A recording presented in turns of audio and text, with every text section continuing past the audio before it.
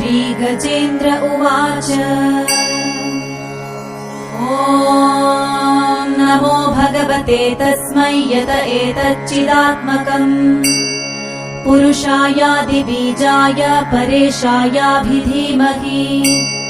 यस्मिन्निदं यतश्चेदं येनेदं य इदं स्वयम् योऽस्मात् परस्माच्च परस्तं प्रपद्ये स्वयंभुवम्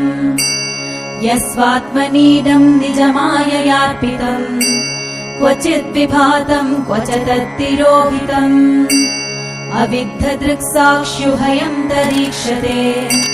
स आत्ममूलोऽवतु माम् परात्परः कालेन पञ्चत्वमितेषु कृत्स्नशो लोकेषु पालेषु च सर्वहेतुषु तमस्तदासीत् गहनम् गभीरम्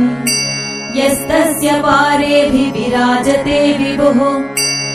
न यस्य देवा ऋषयः पदम् विदुर् जन्तुः पुनः कोऽर्हति गन्तुमीरितुम् यथा नटस्याकृतिभिर्विचेष्टतो दुरत्ययानुक्रमणः समावतु दिदृक्षवो यस्य पदम् सुमङ्गलम् विमुक्तसङ्गा मुनयः सुसाधवः चरन्त्यलोकव्रतमव्रणम् वने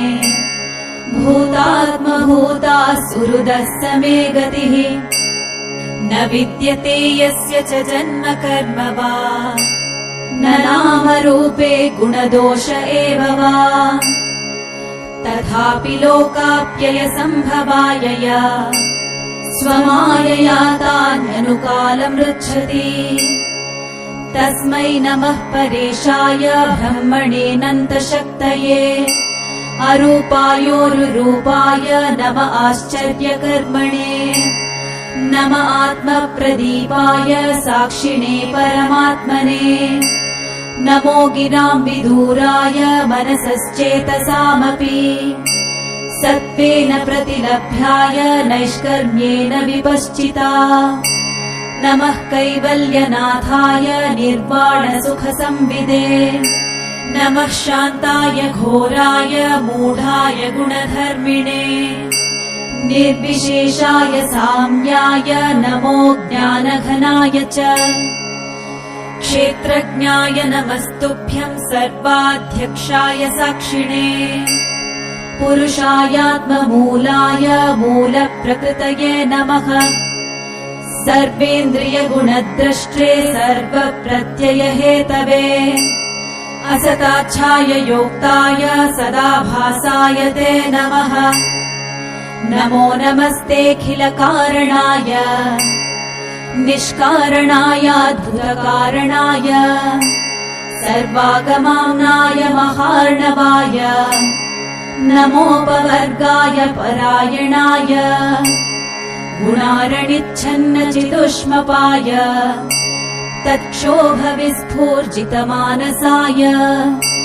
नैष्कर्म्यभावेन विवर्जितागम स्वयं प्रकाशाय नमस्करोमि मादृक्प्रपन्नपशुपाशविमोक्षणाय मुक्ताय भूरिकरुणाय नमोलयाय स्वांशेन सर्वतनुभृन्मनसि प्रतीत प्रत्यग्दृशे भगवते बृहते नमस्ते आत्मात्मचाप्तगृहवित्तजनेषु सक्तै दुष्प्रापणाय गुणसङ्गविवर्जिताय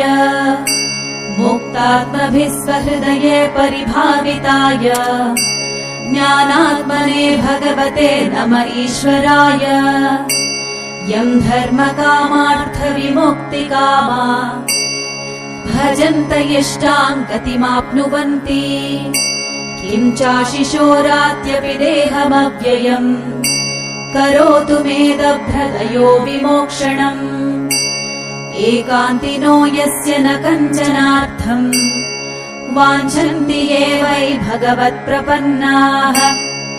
अत्यद्भुतं तच्चरितं सुमङ्गलम्